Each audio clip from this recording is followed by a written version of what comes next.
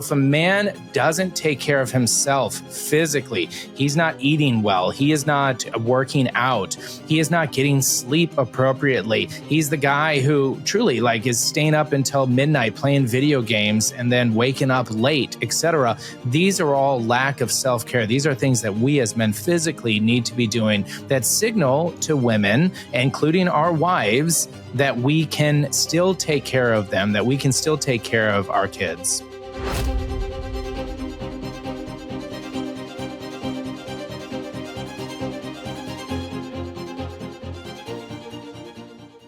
Hey everyone, thanks for joining us here on another episode of The Catholic Gentleman. We are blessed that you've decided to join us. We're blessed to come to you and talk about what women don't want in men. And this is a really good conversation, and one that we've had fun talking about and getting through, and realize that we ourselves have fallen into each of these steps or each of these issues that we bring up once or twice or maybe more. So I know that you're not seeing Sam Guzman here today. He has laryngitis, so please keep him in his prayers. But we are your hosts. I'm John Heinen. We've also got Devin Schadt, who is the Executive Director of Father St. Joseph. Devin, how are you doing today? Good. I'm ready to confess how I've turned off women throughout the years. I know, you and me both. And we both have that experience in our past lives. So, probably our current lives too. Yeah, exactly. Let's not presume too much. So, we also get to answer a listener's question today. And this is a fun one. He's talking about going on outings with the family and kids having tantrums and melting down. So we love getting questions from you, our listeners. If you have one, send it over to us at podcast@catholicgentleman.com. If you do a voice recording, we'll actually play it live here on air and we will answer that for you. Finally, this month of October, where this episode is going to go into an extended edition, because every single week we come out with an extended edition of this episode. Inside of Catholic Gentleman Plus, we are giving away one free rosary for all annual subscriptions. It is an incredible rosary worth over $100. It is an exclusive St. Joseph, the Worker Rosary. So head over to Catholic Gentleman Plus. It's a great way to support us, and you'll get longer episodes, plus all the sessions and free books and everything else that's inside of there. And finally, hit that like or subscribe if this is your first time. Give us those 5-star reviews. We want to reach more men, and it is those actions that help us get to more men. So as we were kind of saying, we're talking about what women don't want in men, or what is off-putting that men do. We've got a 6 of them actually that we're going to talk about here. And like I stated, we've each dialogued about these. Because we get these questions a lot, I like to bring up that we're only focusing on behavioral traits here. We're focusing on ones that you as a man can control, not some external things. And there certainly are absolutely external things that keep women and men, apart. And so, Devin, what are your initial thoughts here as we're about to dive into these? Yeah, I'm just realizing I'm not so sure I want to share my past accounts of examples of where I've failed in this, but we're going to have a lot of fun here. I think this is something that we all can relate to, but on the flip side too, we can also look at these and figure out, okay, what is it that I'm supposed to do actually to become attractive and magnetic? If I'm single to women, but also if I'm married, that's important that we keep that going and we don't give up on that. We still continue to try, put forth effort in our marriage, to win her over. Absolutely. And I think what a good point here. We're both married men, and we're going to be coming at it from that perspective with how we've failed our wives in these. But every single thing that we talk about is absolutely transferable or repeatable or to all single men and all of our single listeners, because we fell into these when we were younger too, before we were blessed to have our best things in our lives, which is our wives. And so I'm looking forward to talking about that. Also, when you're going through these, some of these seem obvious, but actually stop and reflect, because while they might be obvious, we're all sinful men. We all struggle and we fall into them. Some of us to greater degrees than others, some of us moving from mortal sin to mortal sin, and that's not good. But that being said, when you hear these, stop and listen, stop and reflect on them. In preparation for this episode, I went through a couple of Reddit articles. Just a couple, because don't get me wrong, there are hundreds of Reddit threads about women and what men have done to them. But I think these stories were telling, not that we needed them, but they are very helpful to dive in and understand what women are experiencing with men who have displayed these different character flaws or these different traits that we're going to talk about. So without further ado, let's jump into the first one. Yeah, that first one is, it's great. It's going to be lack of self-care. That's what we wanted to talk about, is not taking care of yourself. And so Devin, why don't you lay the groundwork about this one? Yeah. So basically, lack of self-care. Okay. Self-care is so important. And I think a lot of us can think, well, I care for myself, but really think about this. If you lack self-care in many areas, you don't have the capacity to care for her. So your care for yourself demonstrates that you're capable, that you have what it takes to care for her. And a woman recognizes that. So a man who is constantly bettering himself, like morally, physically, virtuously, intellectually, socially, even, all that signals to the woman he has confidence. Okay. And that's what she's looking for. She's looking for a man who has confidence in himself, that he has self-worth and self-value. So if he's caring for himself, he has the capacity to care for me. That's what she's thinking. And I can tell you this. I remember, this is very embarrassing. I was in high school. I was dating this girl. Her name was Krista. She was a cutie. And we had the Sadie Hawkins dance. She asked me to dance, and we had to go shopping, and I had a terrible cold. And this was before I caught on to personal hygiene, I guess. And I remember just kind of doing this and rubbing it on my pants. She never asked me out again. It was over.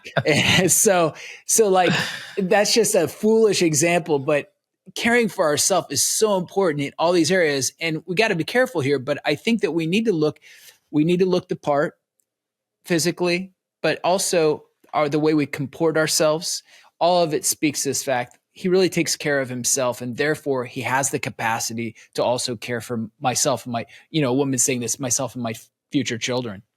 Yeah, it's so good. And we're gonna talk about physical right here, because I know you went through and you laid out a lot of physical, intellectual, all of these different aspects, virtuous, etc.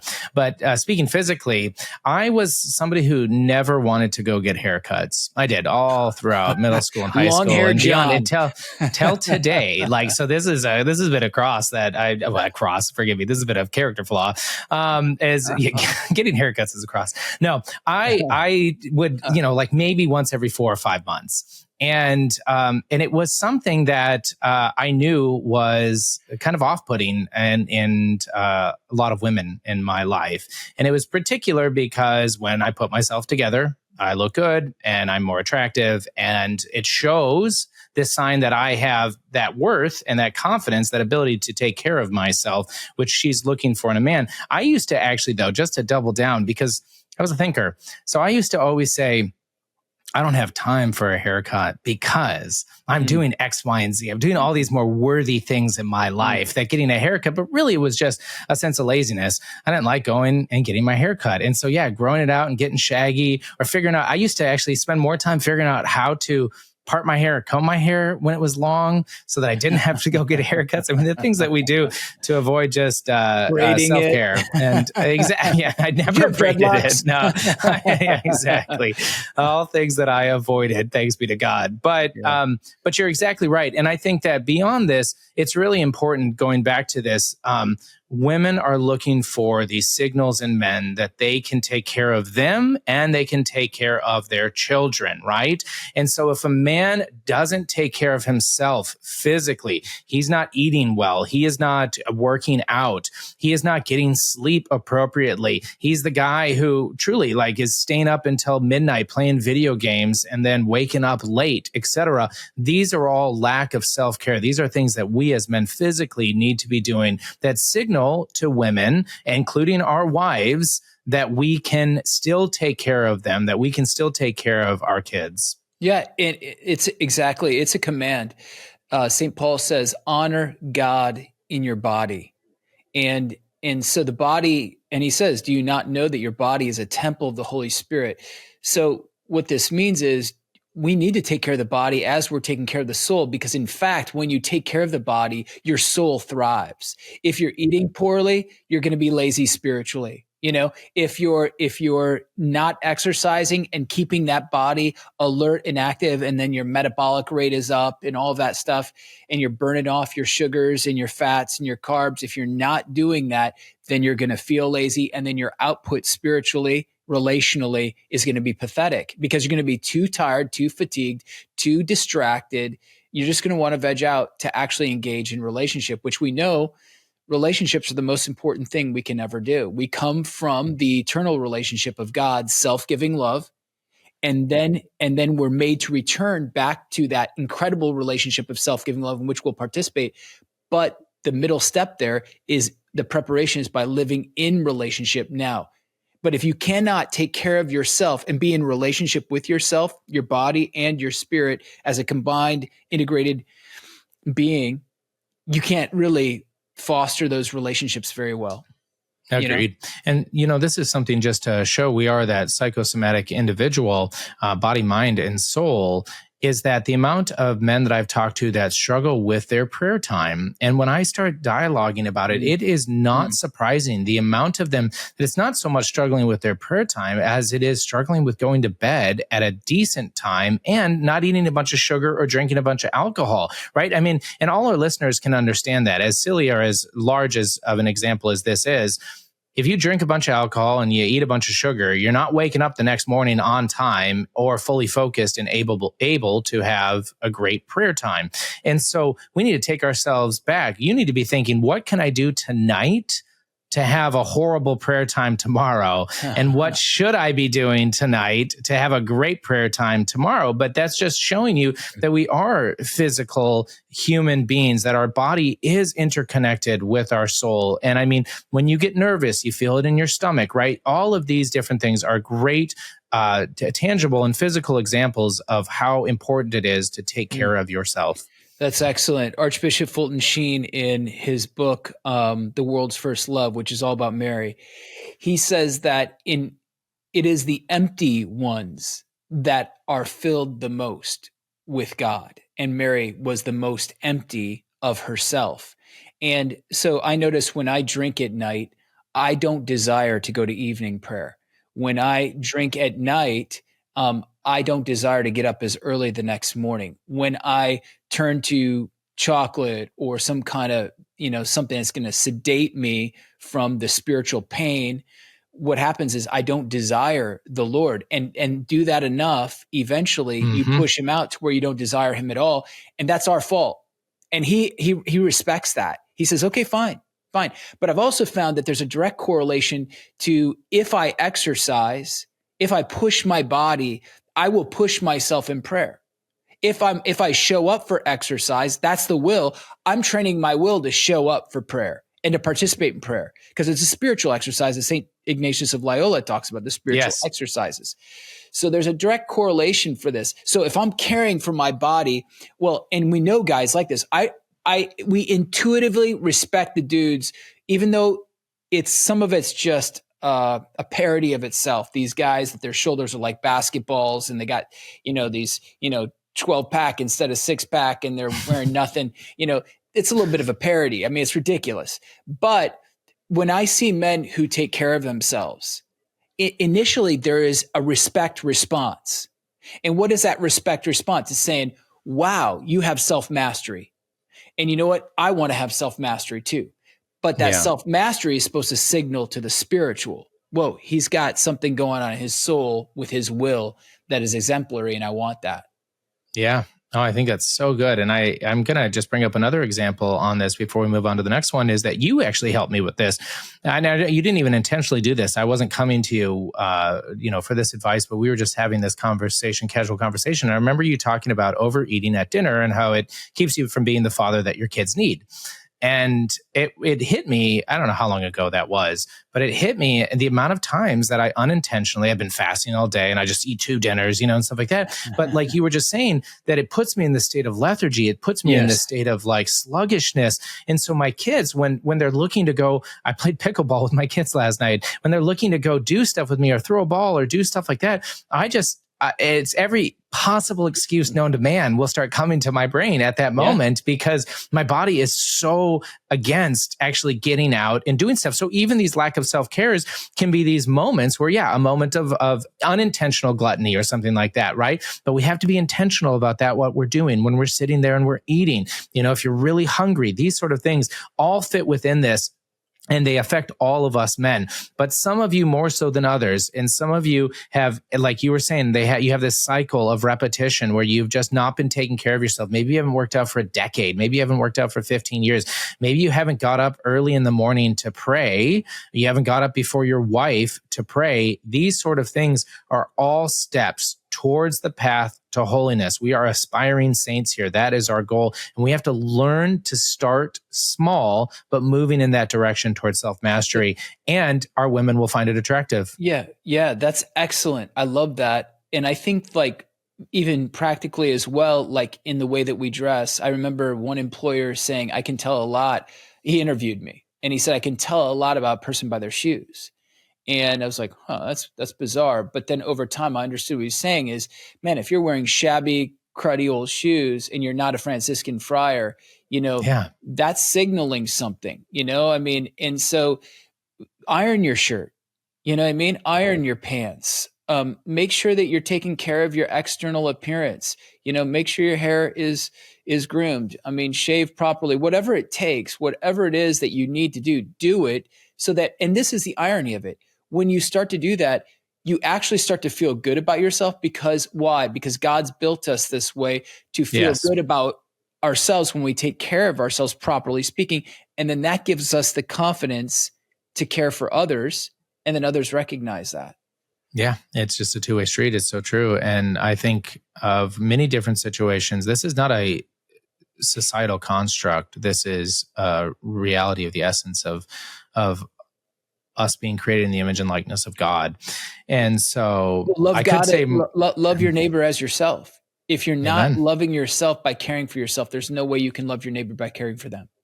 That's true. You become better in all relationships. Absolutely.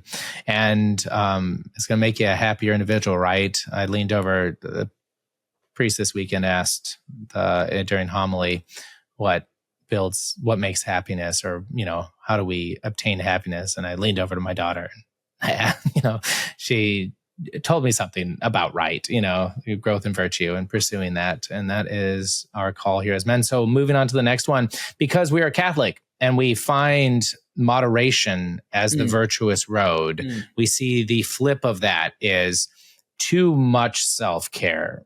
So this is the guy that can't leave his house to go work on his car without making sure he's, taken a shower, done his hair, looks the part, all of these sort of things. That's also the individual that, is working out too much. He has to do 2-a-days, right? Just working out once or waking up early so he's not inconveniencing the family. These things don't occur to him because his priority is his ego. His priority is how he looks, right? We fall into narcissism and vanity, and we all know the story of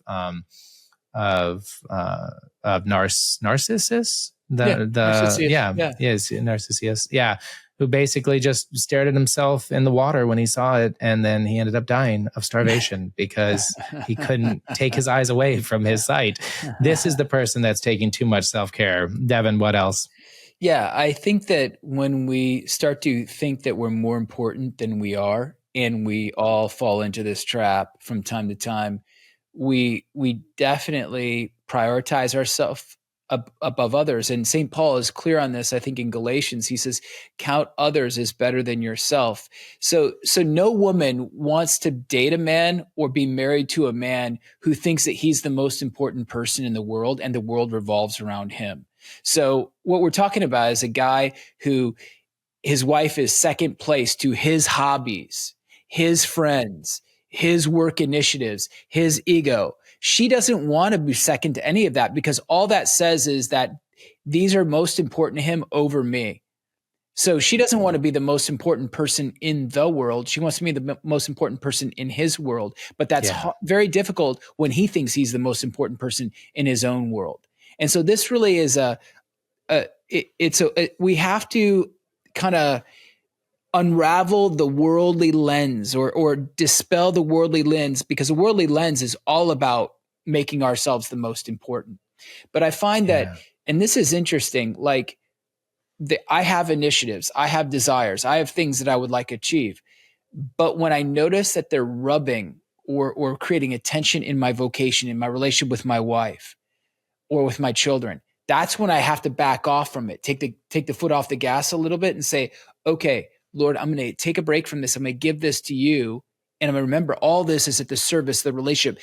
And I think we talked about this before, but the longest study on humanity, it was done by Harvard from 1938, the Great Depression, till now. And it began following inner city kids from Boston and Harvard students, males, all males. And they followed these men throughout their lives. As they got married, as they had children, their children's children, and followed their children and their children's children, and all the relationships. And there were these certain themes started to arise.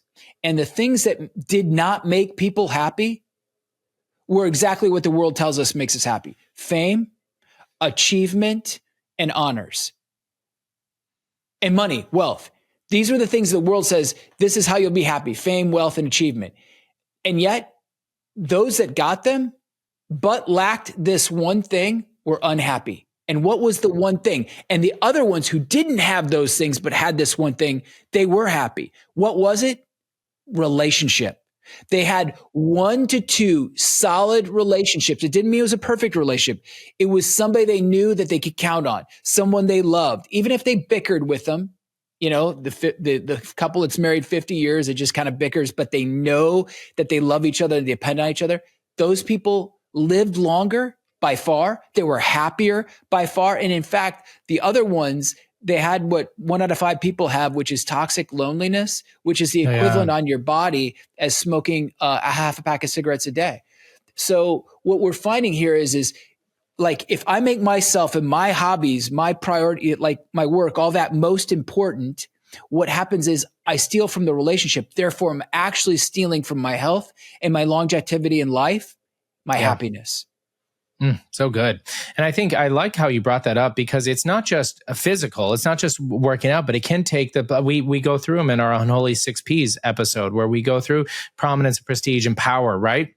And sure, power maybe physically, but also with the amount of time you spend at work, right? These sort of things, hobbies, right? And why I'm talking time at work, because if I can work my way up the ladder, if I can make more money, if I can do all of these things, then I'm a better man, right? Mm-hmm. Or hobbies, this idea is I need this me time. Now, I know hobbies can be a form of escapism too, like individuals are just escaping from the reality of their lives. But in one sense, it's also just because you like doing it so much that you'll be there. I love skeet shooting. I love sporting clay shooting. And there is a group of 5 or 6 men that are there every single day. And how do I know this? Because I only go once every 2 months or so. I don't go that often, but they are always there. I never see them. And they're usually just hanging out by themselves, not physically well kept. They are, and they're phenomenal at shooting sporting clays, but you can tell that they're just escaping from something in life. And when you talk to them, there's really that kind of weak intellectual, dialogue that's had. Mm-hmm. Yeah, that's a great example, because we are sedating ourselves from the spiritual ascent and the pain that's involved in that, because God is calling us into mystical union with himself. He wants that for us, because when he is in us and we are in him, we are powerful. We will be glorified.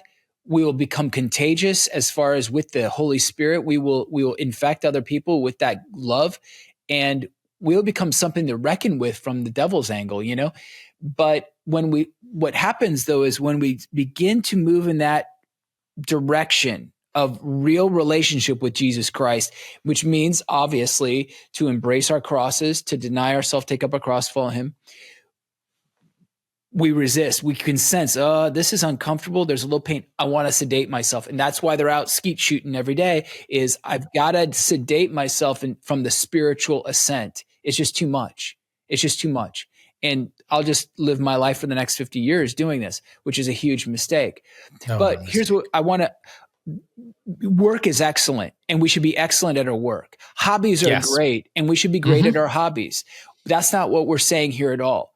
All of this we should be excellent at. We want to be excellent at. The problem is when we prioritize that above the relationship of our wives or the woman we're dating, and we eclipse them, and they know it's all about us. That's what we're talking about here. Because at the end of the day, my occupation is at the service of my vocation. I'm not defined by what I do for a living, but who I'm living for. And so it's very important that we get that right. And then the hobbies will excel.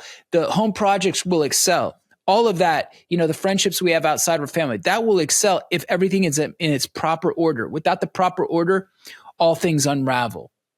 Yeah, no, and I liked what you said. You said around, second place is first loser. And so if you're prioritizing yourself over the girl that you're dating or your wife, that's how she sees it. And that's how she's going to respond to you. And I've got here Romans 12:3, for by the grace given to me, I bid everyone among you not to think of himself more highly than he ought to think, but to think with sober judgment.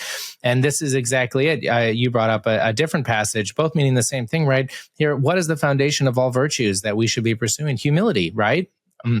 Humility. We've got humility, right? The three virtues that are going to get us to heaven. Right. And we see just the opposite of this in too much self-care. We just see, pride and selfishness and all of these things just eating up within that man. And I want to bring it back down to what we as men who are real men need to be pursuing. And that is the virtue of humility on a daily basis. And this doesn't come easy. That the litany of humility is such a compelling prayer for me. And it's such a good meditation for me, honestly, when I'm going through there.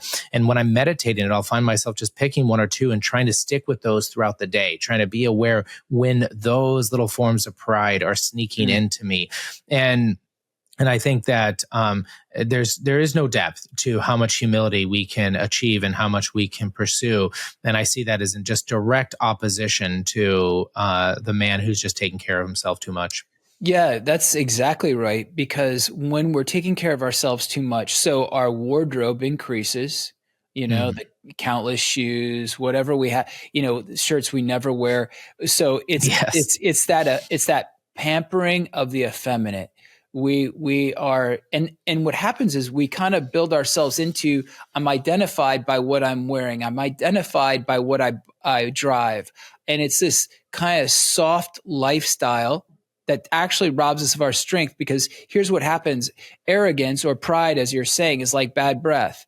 Everybody knows you have it except for you. And so when you put on these airs and you think you're defined by this, and this somehow makes you this great man, people are sniffing that out and they're like, man, you lack confidence. And my daughter, she's 18, she's in college, but she's like, I just don't like the guys who are totally over outfitted. They seem so soft and effeminate. She's like, I like the guy who can dress good, but also can be comfortable wearing a sweatshirt and shorts or whatever, and work hard, and so there's this balance. Women notice that. They want a guy who's a real man. They don't want a guy who comes out of some kind of magazine, and like GQ is just, he's made for nothing but posing down, Yeah. And so what that does is, that effeminacy, that comfort, and that dressing that way to the nines. Well, women do that, but what happens though, if guys are wearing nines, we got a problem. But I think what happens is we actually sever the relationship. We create a distance, and the relationship's actually what's going to make us strong and make us real men. Yeah. So good. No, I like that mention of effeminacy, right? Which is just that unwillingness to do the hard thing and to do good because of your attachment to your own pleasures and your own personal pursuits. And so we've got to, man, I remember I was working at the mall, in college, and, I was at a clothing store. And Big rolling. Such a man's man. And, instead of washing clothes, buying clothes and, getting them on discount. And I remember coming into the mall one day for my shift, and the wind was blowing really hard, and I'd moosed my hair, like all this stupid stuff. Funny. And the wind, and so I was adjusting my head so that the wind would blow in the direction of the part, right? And one of my coworkers, she is like, "What are you doing?" And I'm like, "Well, the wind is, I just don't want it to mess up my hair." And she couldn't let it go for the rest of the day because why? That is so wimpy. That is so weak, And, and so, after that, I got a crew cut. But the point though is that, it's effeminate. It's so soft. It's not manly, and women sniff it out. Agreed. So good. All right. Well, the next one that we want to talk about is one that honestly is difficult for most. It is something that kind of comes up in our self-entitled, me first sort of culture here. And that is this notion of complaining and whining. What is going to turn your wife or the woman that you are dating away from you faster than the guy who is complaining, the guy who is whining, particularly because he's not getting something from her or something that he wants, right? That takes another edged sword to it when you are complaining specifically against her, say sexual intercourse or like a perfect meal when you come home or whatever the case might be. It will definitely make her feel just annoyed and just irritated at the man child that you are and how you're responding. And so I think it's really good though to talk about this, because this one was for me when I first got married. I was told by my priest, you need to protect your wife from physical danger, emotional danger, and spiritual danger. And I realized that every single time I was complaining, I was failing to protect her from emotional danger. She loved me, and my wife still loves me, praise be to God. I was going to say past tense. Yeah, exactly. And so caught that one. And she, and redirect. And I knew that. Yeah. And she couldn't tolerate this. There's a weakness within me that was not protecting her, and I was just complaining about the people I was with. I was complaining about the marital disagreements that we were having, and all of it was again just another child that she had to take care of, and that was something that I had to work hard towards, but something so that there's not rose-colored, glasses on this is something that I still today have to fight, right? There's still that natural tendency within me, right? Concupiscence. We are prone to sin, and we are prone to wanting things our way, right? We dying to self. Why did Christ say die to yourself? Is because that's something that we're not prone to do. It's something that we choose ourselves over others all the time. And so having this front and center when it comes to our relationship with women and our wives is so important. Yeah, excellent. So when we complain and when we whine, what we are doing is we're blaming the external circumstances and situations and people that are surrounding us for our pitiful plight or what we don't want. And so in that, there's two things that go on. One, we are raising ourselves up as though we are God. We're saying everything else, everybody else is just unacceptable. But at the same time, we're showing that we're utterly powerless. We're not even close to God because we can't even handle it, because we're just so upset about it and we're whining. And I think, the invitatory psalm that we pray in the divine office every day, Lord, open my lips. What does it say? If today you hear his voice, harden not your hearts, as in the days of Meribah and Massa, when they challenged me and they provoked me, although they had seen all of my works for 40 years. I endured that generation. I said, their hearts go astray, and I will not allow them to enter into my rest. The Lord hates complaining and whining. And why? Because he wants us to be men of strength. And this right here, it's like a window into whether or not we're boys or men, whether or not we've responded to the Lord's call to be men of strength. And I think that the key to it all is like, it's twofold. It is a confidence in God, but then it's also a thankfulness in him. The key to overcoming the whining and the complaining and being a boy trapped in a man's body is to actually be thankful for the adversarial conditions, because that pressure is creating a pressure in you to resist and find a solution. It's like airplanes. Airplanes fly because there's an interior pressure and an exterior pressure. If you lack exterior pressure, that plane dives. It will not fly. So when we receive the external pressure of adversarial forces, what we need to do then is to not play the victim in victimology, because that's what complaining and whining is all about. It's just, I'm the victim. Oh, feel sorry for me. Pat me on the back. When God is saying, no, now rise up internally and apply the correct pressure to balance it, and you will fly. You will soar with me. Absolutely. Oh, it's so good. And I read this scripture verse to you and before we started the episode, but it seems so important right now. Which is in Romans 5. I just had to pull it up again, where he says, more than that, we rejoice in our sufferings, knowing that suffering produces endurance, and endurance produces character, and character produces hope.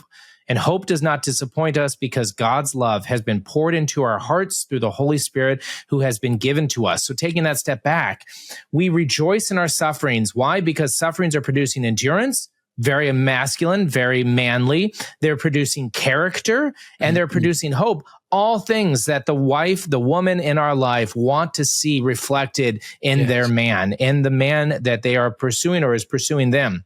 And this is so important. How do we do that? We rejoice in our sufferings. We don't whine and complain about our sufferings. We don't take a look at all of the issues and the external problems that have run into us, including the relationship problems that we run into and have with our wives, and just whine and complain. And this can be harder for certain men that have lived a life of always being right? Have lived a life where they weren't corrected. Maybe they had a high IQ. Maybe they had a physical physique that allowed them to beat, other individuals in sports and stuff like that.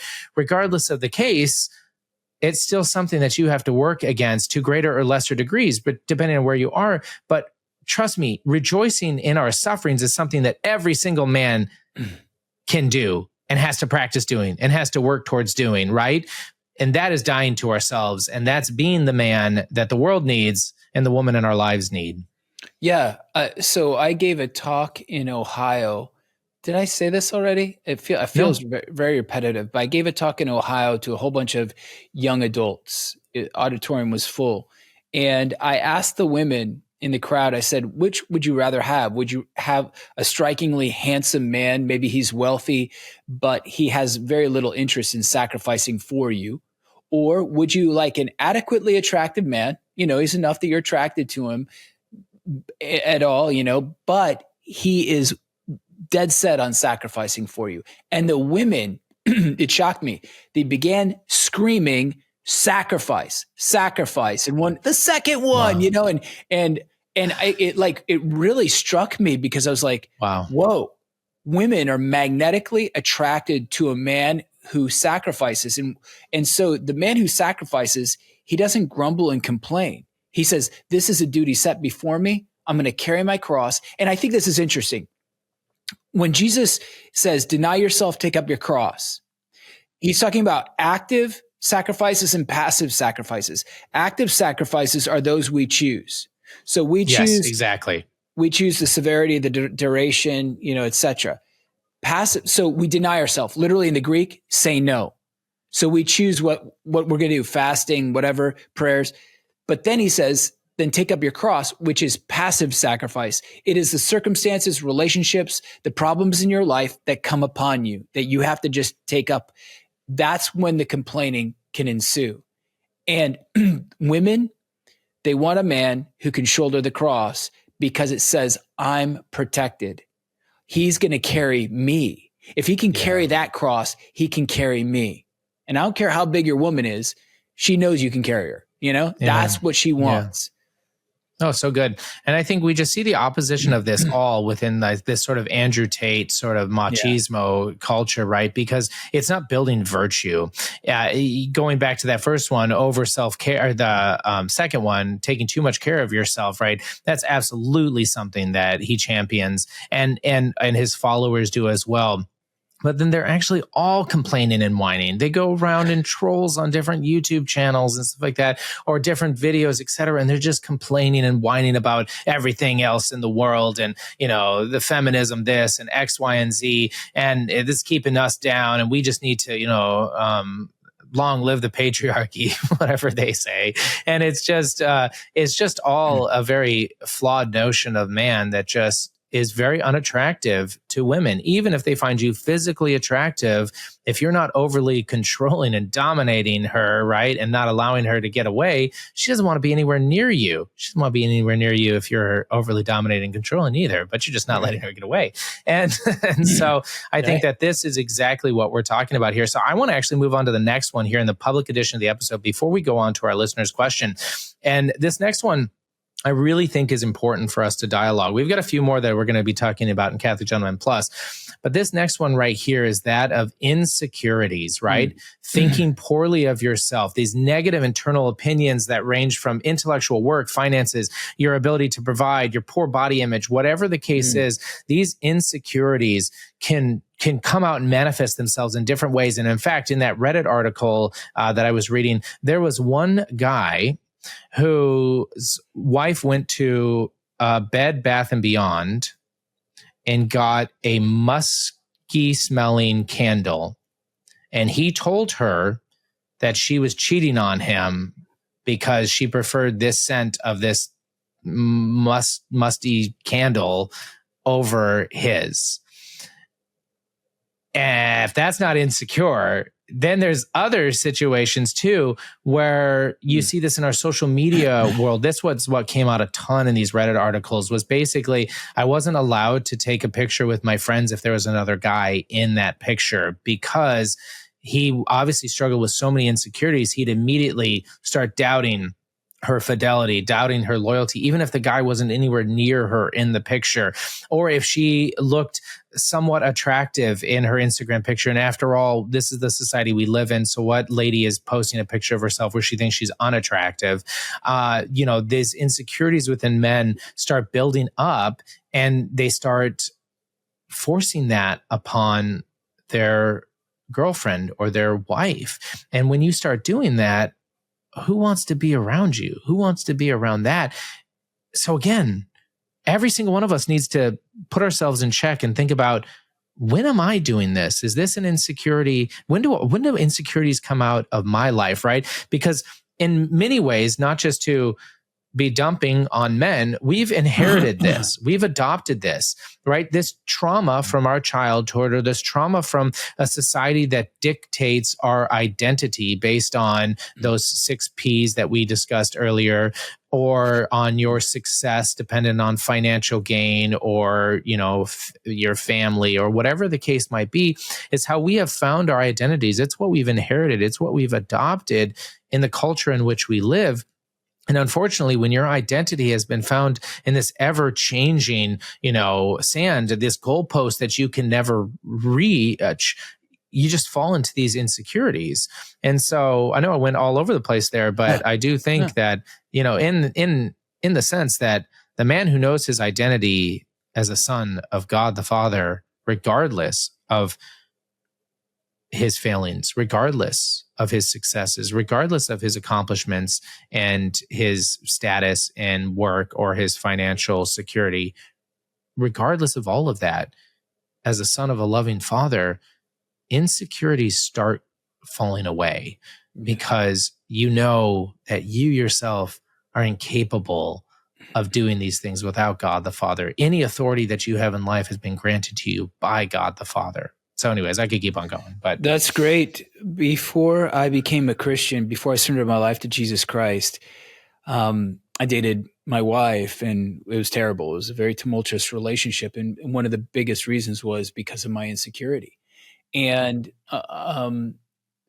so this is this is the dynamic. The security that I sought, or the security that you seek by means of plaguing your wife with your insecurity, betrays you by making both you and your wife or your girlfriend insecure. Yes. So what you're really wanting is you're wanting security that she loves you, that she's not going to leave you, that she thinks you're the greatest. But you betray that by displaying and beating her down with your insecurities. I'm not good enough. Oh, you like that guy? Or, whatever it is, I'm jealous. These things all signal to her, whoa, I thought you were super attractive. I thought you were super strong. You were the guy that I really love. But man, this insecurity is making me insecure, and I don't want to be around it. And so it's betraying what you really want. You want security. And like you say, so what is the answer? How do we obtain that? What I discovered when I surrendered my life to Jesus Christ, and it took a long time, was that, like you're saying, it's the Father, it's Abba, it's God.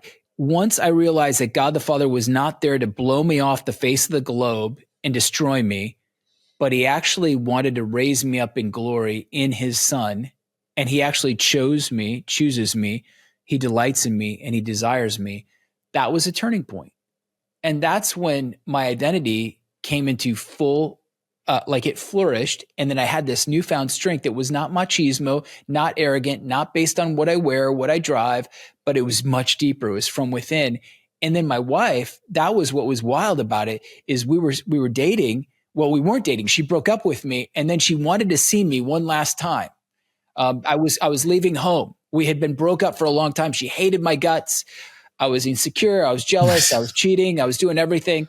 And by the way, a lot of times the reason we cheat is to fulfill our own insecurities, to make sure that we can still get women. It's so dumb.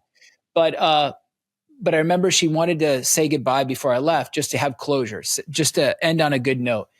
And we went out for dinner. It was great conversation. And I went to drop her off at her apartment.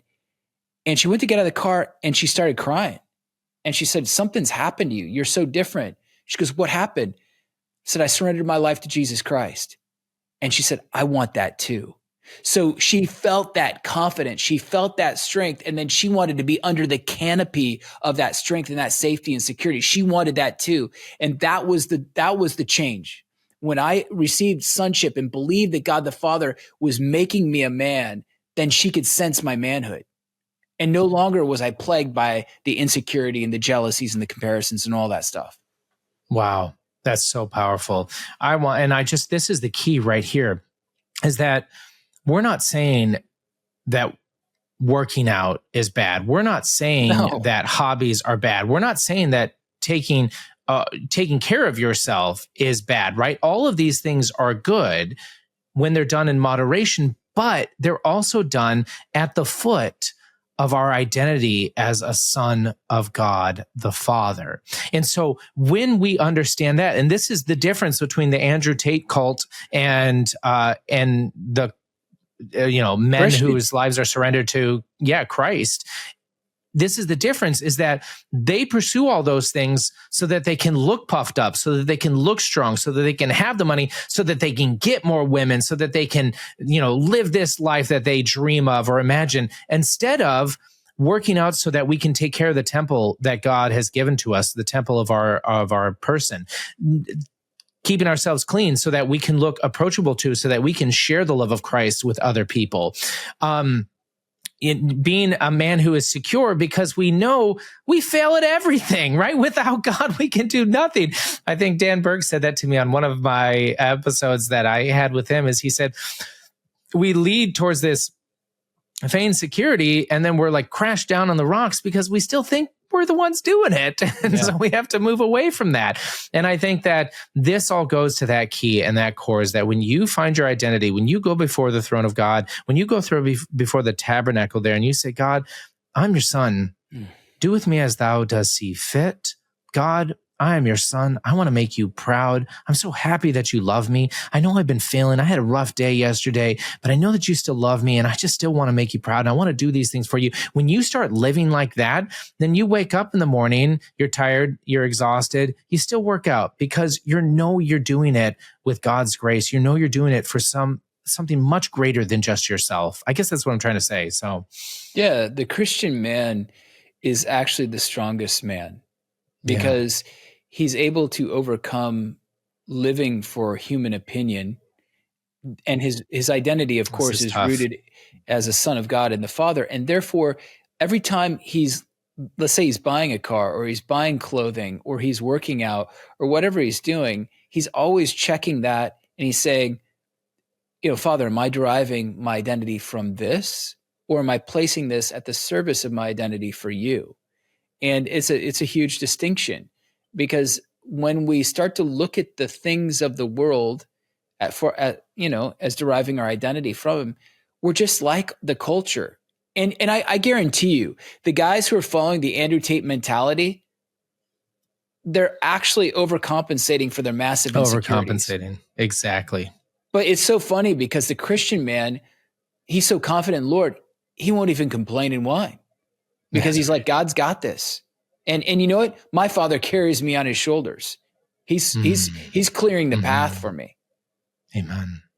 Amen.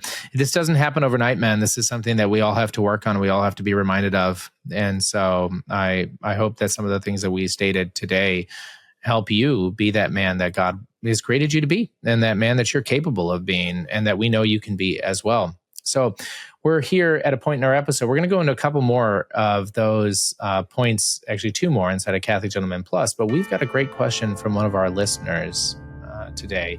And that question here is, how do you men avoid getting angry or too frustrated with your kids when they are constantly having meltdowns in the evenings, weekends, or even when you are enjoying a family outing? So I imagine like vacations or something along those lines. And so I love getting your questions. We do. So send them to us at podcast@catholicgentleman.com if you have any of them. And man, do we answer questions that are all over the place. So this one's a really good one. And we as fathers can really relate to this. I know that in reading your question, I'm like, oh yeah, this is my life on a regular basis. And I fall into this. So when I was having time to think about this, I want to take it in a slightly different direction here. I want to talk about, this is the pathway towards sainthood. Is we can have situations that we imagine in our mind, like we're going to have a nice evening with our kids. We're going to go on a vacation with our kids. And I'm, thinking young kids, but it happens with older kids as well. And we're just going to have this great time together. And then something like this happens, right? And this is what I was reflecting on. Something like this, they have an outburst, they have a tantrum, they just start holding everybody hostage to their emotions. And man, that can get you frustrated. And the man who, you brought up spiritual exercises, St. Ignatius, and this is where it's coming from. The man who is just falling from habitual sin to habitual sin, that situation of an occurrence followed by his reaction is not separated by anything. It just moves from one to the next, right? There's an occurrence and then there's his reaction. But the man who's pursuing holiness finds within the occurrence and his reaction even a sliver at the beginning of a pause where he can reflect on, what should I do in this situation? Mm-hmm. And you'll fail, right? This will happen. If this is you're going to fail in that sliver of time, but it's there because our conscience is always there. It's always talking to us. And so that sliver is there, and we'll go to confession. You'll confess that, but that sliver, if you start holding on to it, if you start saying yes to it, it starts growing. And the time between the occurrence and your reaction, or how you, better yet, respond, becomes wider and wider, and you're capable of controlling your own emotions, a theme that we've been talking about throughout this episode. And so when you ask, how do we avoid getting angry or too frustrated? At the beginning, I didn't. At the beginning with all my kids, right. I certainly didn't. And I started reflecting on this question. I was like, well, how did I do it now? And honestly, it was by bettering myself as a man in virtue across the board, but coming down. And it's actually, I think, I can't remember, it's in the 10th or 11th exercise of St. Ignatius of Loyola, but he talks about listening to our conscience and the importance of listening to our conscience in times of desolation. And so I find this perfect connection to this point right here is that it's not going to happen overnight. Sure, I could give you practical steps like count to 3, take a pause, walk in a circle, breathe in, hold your breath, breathe out, hold your breath, etc. Like, and some men need all these things, and I've definitely tried all those things. I didn't just make them up. They're absolutely stuff that I've done. But at the core and at the key of it, when I'm doing this, is that my expectations are a certain ideal that I need to remove. And then in these situations, I need to hold on to that brief period of time between when my kid reacts a certain way or acts a certain way and how I respond to that child. And as that grows, as you grow in control of your own emotions, your kids respond to that, your wife responds to that.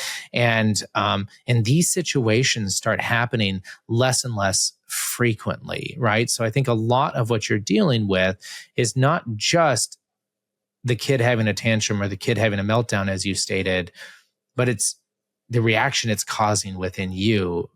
And that's the direction that I am thinking. So, yeah, I think you said something there that was very important. Ideal expectation. Are we trying to have the saintly family, the appearance that we've got it all together, that I'm like this perfect dad and my kids are perfect? Because if that's the ideal expectation, no matter what you do, it's going to be miserable. And so I like the idea of pausing. For me, there's a couple things here. Very practical. First of all, what are your kids eating? Because I can tell you, we've been doing this experiment with grandkids and with friends and their kids have been out of control, right? Jumping all around, whining and crying and throwing fits. They literally cut out processed food and sugar. And it's amazing. Their behavior is like cleaned up like 80%.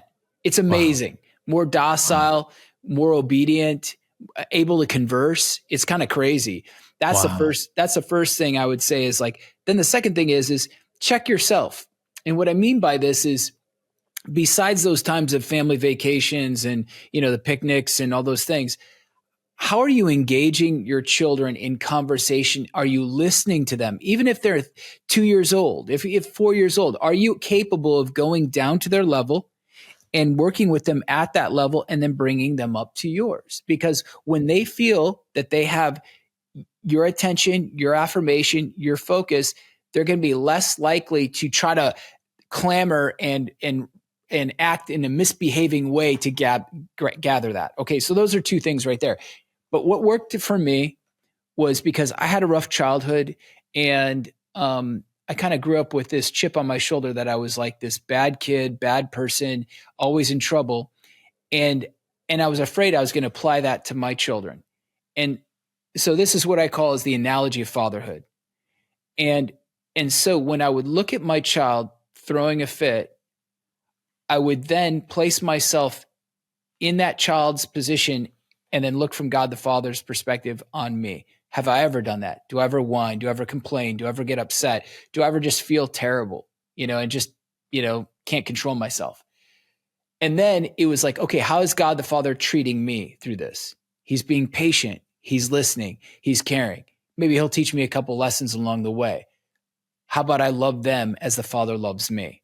What would that look like? The analogy of fatherhood. And when I started doing that, I stopped flipping out. I stopped raising my voice. It was more like, okay, let's sit down and talk about it. If you can't sit down and talk about it, you need to take a time out or whatever. You need to go in your place, and I'll be in a little while to talk with you about it.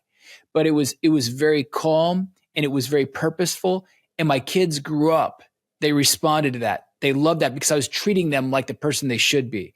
So I think that if you can place yourself in your child's shoes, as though all I'm saying is you're the child, God the Father, and then move that analogy as though you're God the Father to your child, treat them as God the Father would, man, you're going to start to escape this cycle of them throwing temper tantrums. You're reacting rather than responding. Yep.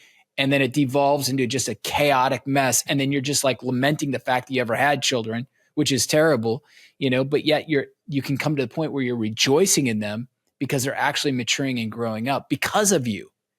Yeah, I'm going to second every single thing you just stated. I think that is so good. And in fact, Robbie George, the Princeton University professor that I had on Inside of Catholic Gentlemen Plus, he stated something so beautiful about his dad. His dad was a former military. His dad was the ship was sunk that his dad was on. He saw his dad race into a building and save a man's life when the building was burning down, even though his wife, Robbie George's mom, was shouting, don't do it. And he ran in. Robbie stated on the show that he's like, I can honestly say that there was never a time in my life that I was afraid of my father. Huh. And he said, I think my 4 brothers would say the same thing because of everything that you're just saying right there, Devin, of his dad was obviously a man who is capable of doing those things. And that's the men that we all want to be. So let's all pray for that. Thank you, Devin. So in this here point in the episode, we like to put on the new man, and this is the weekly challenge. And so the weekly challenge this week is not going to be too difficult. Maybe don't struggle overtly with any of these issues that push women away from you, but I guarantee you there are ones that you are prone to. So take a listen to all of these: lack of self-care, too much self-care, complaining or whining, and insecurity. And this week, I want you to fast. I want you to fast to be further delivered from that tendency that's within you. I want you to fast for that intention, and I want you to work on it. And I think you can. So thanks for joining us today. Devin, thanks so much for the conversation. You bet, And John. as we end each of our episodes, be a man, be a saint.